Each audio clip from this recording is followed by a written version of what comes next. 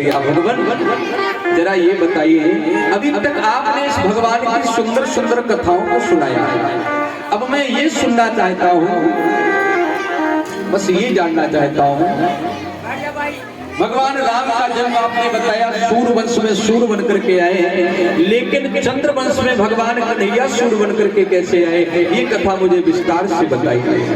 सुखदेव जी कहते हैं, राजन भगवान के जो चरित्र हैं बड़े सुंदर हैं। भगवान ने वृंदावन मथुरा गोकुल में बड़ी सुंदर सुंदर लीलाएं की हैं भगवान कन्हैया ने। आओ उन्हीं लीलाओं का हम विस्तार पूर्वक आपको वर्णन कराते हैं, विस्तार पूर्वक आपको सुनाते हैं। कथितो वंश विस्तारो भवता सोम सूर्यो राज्ञा नाम चोभ वंशाया चरितम परिमादुतम।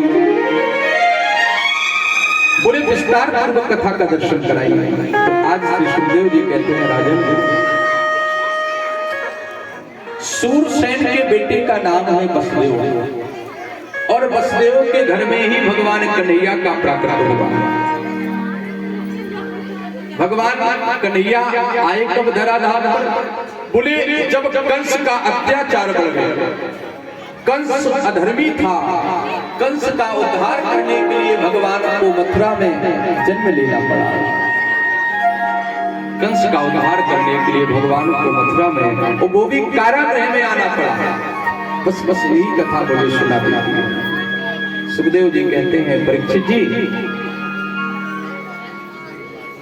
आओ, और देवक दो भाई हैं, आहु के दो पुत्र हैं, उग्रसेन और देवक।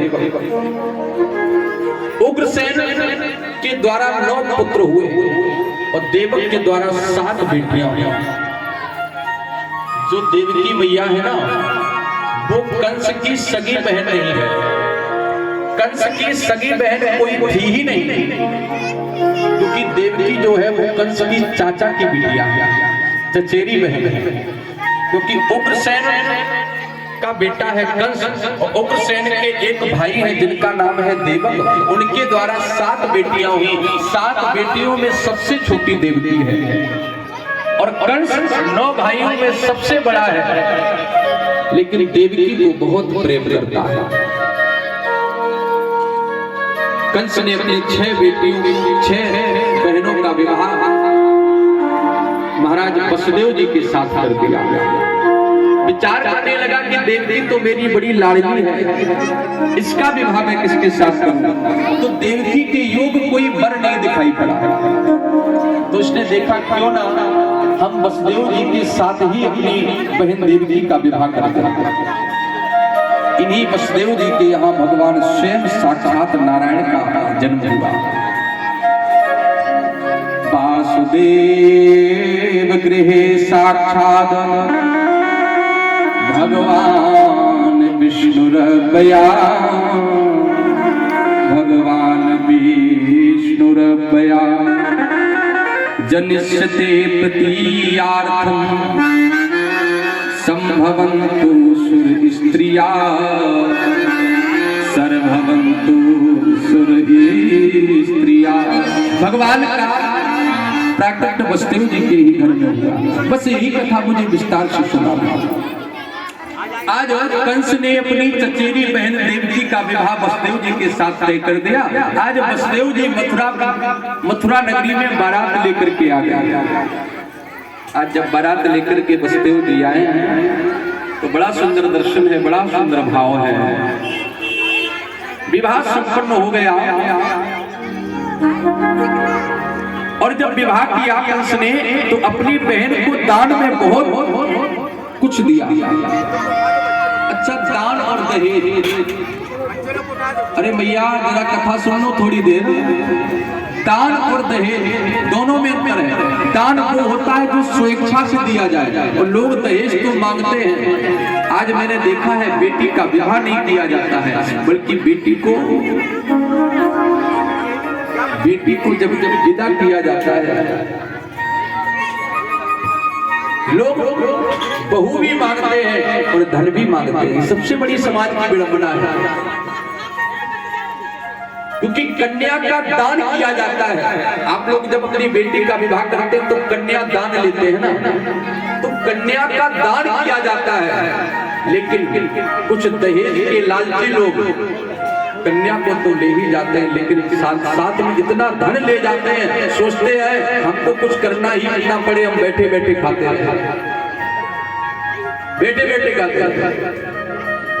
ये हमारे यहाँ की जो प्रथा है ना, इसको प्रथा नहीं कहेंगे, इसे कुप्रथा कहेंगे, इसे कुप्रथा कहेंगे, क्योंकि दहेज नहीं दान देना चाहिए। एक पिता अपनी बेटी का दान कर देता है। आज भैया देवी की विदाई होने जा रहे हैं, पूरा रनिवास रो रहा है, पूरा मथुरा नगर रो रहा है। और माताओं याद रखना, जब बेटी की विदाई होती है, सच बताना, जब बेटी की विदाई होती है तो कितना भी पत्थर दिल व्यक्ति क्यों ना हो, उसके भी नेत्रों से आंसू निकल आते हैं, उसके भी नेत्रों से अश्रु प्रवाहित हो जाते हैं, कितना भी पत्थर दिल व्यक्ति क्यों ना हो।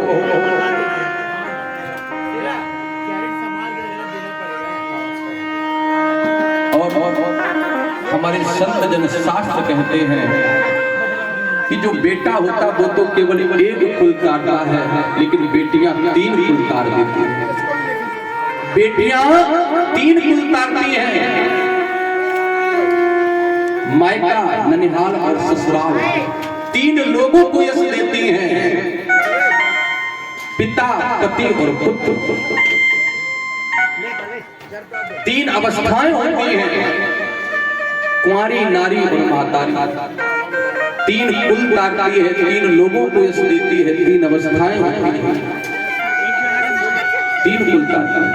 बेटा तो केवल 1 कुल तारता है। पढ़िए रामचरितमानस की चौपाई, गोस्वामी जी लिखते हैं कि जय जय गिरिवर राज किशोरी, जय महेश मुख चंद्र चकोरी, जय जय गिरिवर राज किशोरी, जय महेश मुख चंद्र चकोरी, जय जय गिरिवर राज किशोरी, जय जय गिरिवर राज किशोरी, जय महेश मुख चंद्र चकोरी, जय महेश मुख चंद्र चकोरी, जय गिरिवर राज किशोरी, जय जय गिरिवर राज किशोरी, जय महेश मुख चंद्र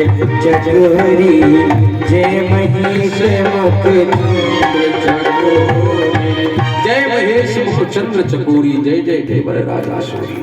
3 लोगों को यश देती है, 3 कुल तारती है। बेटी वो होती है महाराज, बेटी का तो कोई स्थान ले ही नहीं सकता है। लेकिन बुरा तब लगता है जब लोग कहते हैं कि बेटी पराया धन होती है। माताओं याद रखना, बेटी पराया धन नहीं होती है, बेटी को पराया कर दिया जाता है। बोलो, क्या बेटी पराया धन होती है? नहीं नहीं, बेटी पराया धन नहीं होती है, बल्कि बेटी को पराया कर दिया जाता है। लोग यही जीवन में सिखाया जाता है कि बेटी को पराये घर जाना है, बेटी को पराये घर जाना है। बेटी पराया धन नहीं होती है, बेटी को पराया कर दिया जाता है। ले आओ।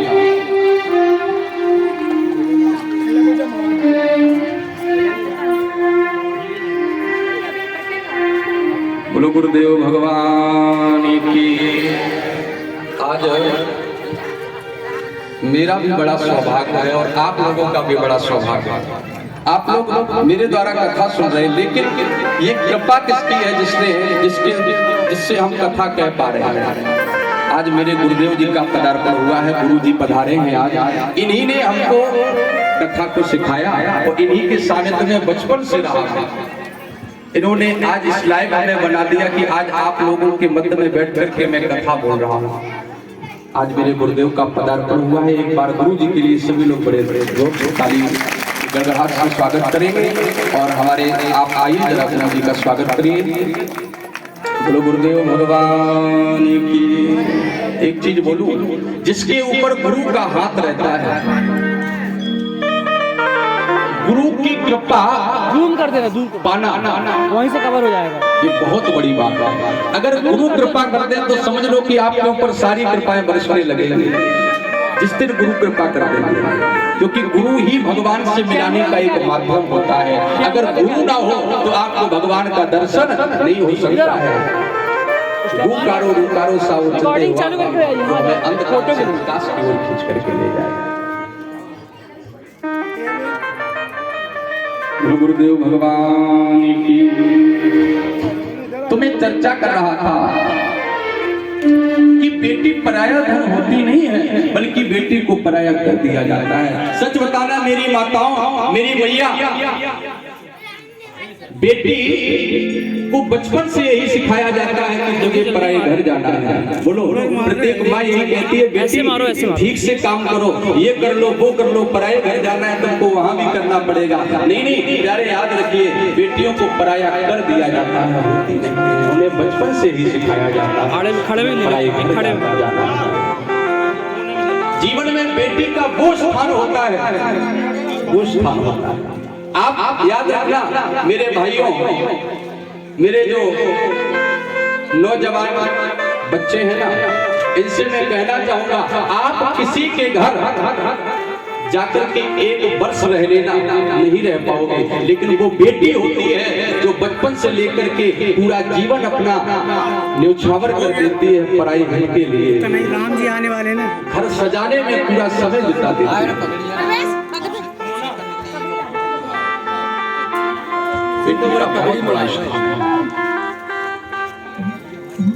और बेटी की जब विदा होती है, ये पता है, जब बेटी की विदा होती है, विदाई होती है, तो सबसे ज्यादा दुख किसे होता है? बोलिए, सबसे ज्यादा कौन रोता है? नहीं, सबसे ज्यादा दुख पिता को होता है, क्योंकि माँ तो सबके सामने रो लेती है, लेकिन वो पिता ही एक ऐसा होता है जो अपने आंसुओं को एक कोने में जाकर के पोंछ लेता है, अपने आंसुओं को एक कोने में जाकर के पोंछता है, किसी के सामने रोता नहीं है कि मेरी बेटी आज जा रही है, मेरे से दूर जा रही है।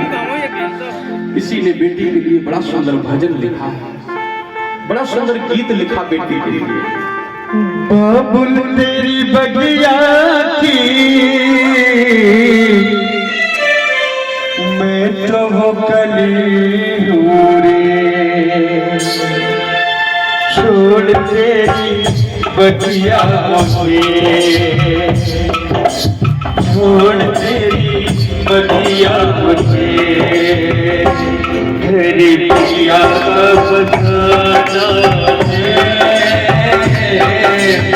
छोड़ तेरी बगिया मुझे, बगिया का बसाना है, बाबुल का ये हर बिना कुछ नहीं का ठिकाना है, बाबुल का ये हर बिना।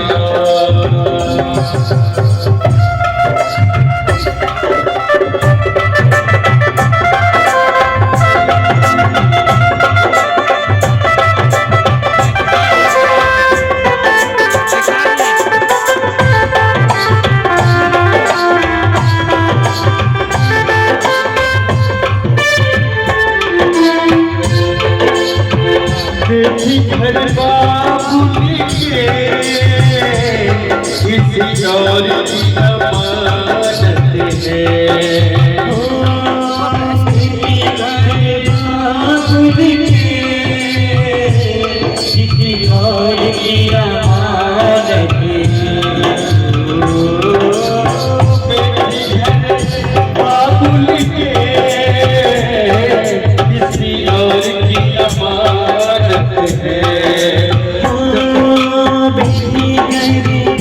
बाबुल की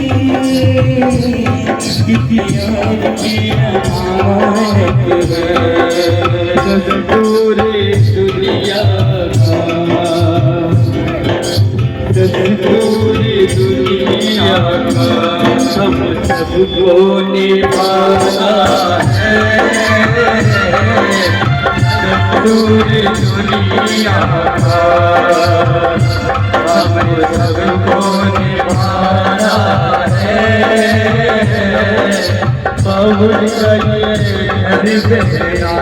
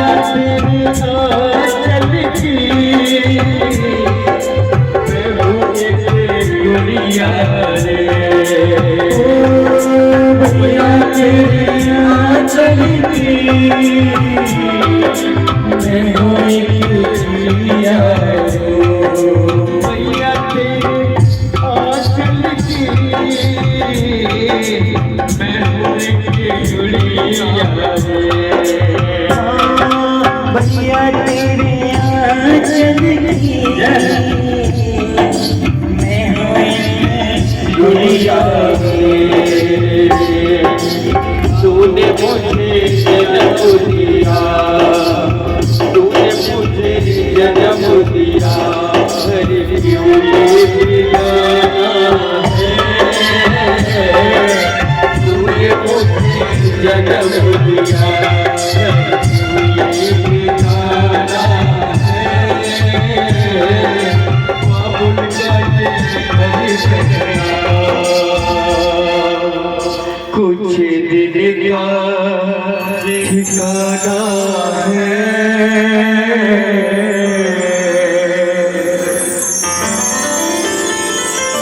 पिता के घर बेटी का कुछ दिन का ठिकाना होता है क्योंकि एक ना एक दिन तो उसे पराए घर जाना है। इसलिए मेरी माँ एक चीज याद रखना, बेटी को कभी किसी प्रकार से कोई कष्ट मत देना, दुख मत देना, क्योंकि अगर आपने भी उसे कष्ट दिया तो पता नहीं पराए घर जाकर के उसे वो सुख मिले या ना मिले।